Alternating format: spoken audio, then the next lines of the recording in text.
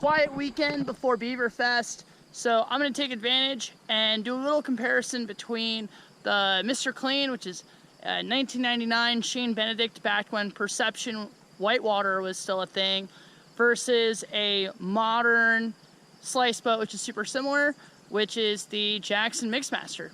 So let's see if there's really a benefit to paddling these newer boats versus restoring an older boat.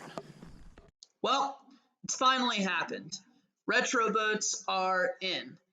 Thanks a lot, mostly to the Green River Community Southeast boys for finding new ways to make low water summer blues awesome. And really, you know, there's a bunch of things to kind of cover here that I'm going to try and get through. So for starters, I'm paddling a Mr. Clean and a Mixmaster. These boats are 20, maybe 19 years apart in design and manufacture.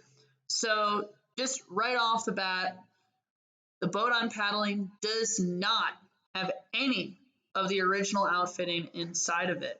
It has just the thigh hooks and the pillars. That's it. I have another Mr. Clean, doesn't even have the original thigh hooks in it. If you want to see how to do all that stuff, go to my channel. There are a bunch of videos up there on how to modernize and restore these boats. Next thing is the materials. Definitely, there is more plastic in the Perception boats, and it has a completely different look and texture and weight to it. And that really does make sense because, you know, if it had 20 years to make the stuff better, is there going to be a lot of controversy about anecdotally this breaks, that doesn't break, this wears, that doesn't wear? Yeah, absolutely. But really, I do think the plastics have gotten better over time. And certainly, I don't know the complete history of both of the boats that I own that are 20 years old. So I am absolutely taking a chance that they spent an extended period of time out in the sun and are going to crack. That's a huge risk considering how much time and energy I invested in making them comfortable. Do I think it's worth it from time to time to paddle these things? Totally. To me, this is like bringing the muscle car out of some barn and taking them out to show them off. It turns heads. It's really, really fun to put yourself at a serious disadvantage and try to stick lines and find new little jibs and jabs to do on the way down. It absolutely makes my summer 10 times better, and it also spreads around a lot of the wear that would otherwise go on my creek boat. So definitely can appreciate that. Is it worth going old school? Yeah, I mean, if the hardest part I think is going to be finding the boat that's going to match your weight range and dimensions, because it's going to be a crapshoot without a lot of this information readily available.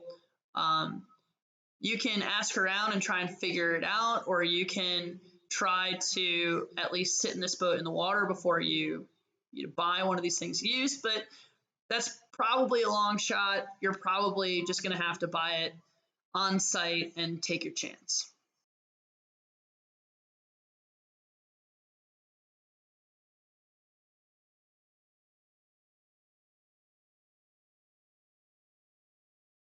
All right, so paddled the old school boat this morning, just pulling out the Mr. Clean, and the first thing I'm noticing is the absolute difference in the rocker profile, especially in the stern, where I was having a ton of issues boofing. There's so much more rocker in this boat, although I will say the bow looks super, super tight, so I'm hoping my feet actually fit. The Mixmaster. So I will have a complete Mixmaster review coming out in a couple weeks as well. But this was my first time ever paddling it, which was a little sporty, but I have to say I was super impressed with this boat.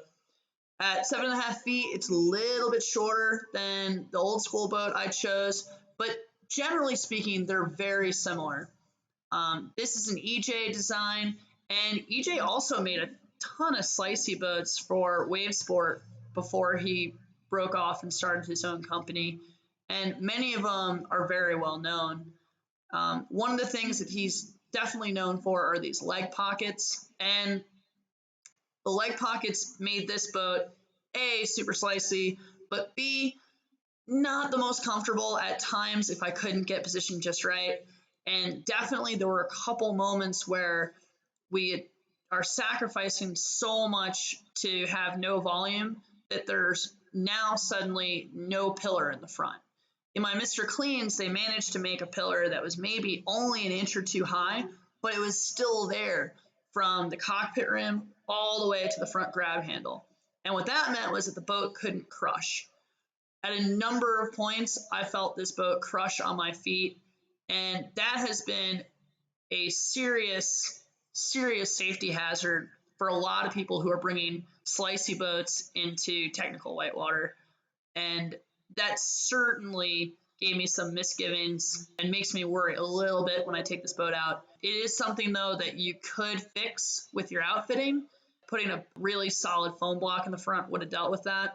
But that aside, the super curvy, super rockery ends did their job in an absolutely fantastic way. I also really appreciated the added width, which made the boat more stable on the rapids, more stable on ends, and the cartwheeling absolutely effortless. Did I see a large, noticeable increase in performance in the Mixmaster? Absolutely, undeniably. It was my better lap.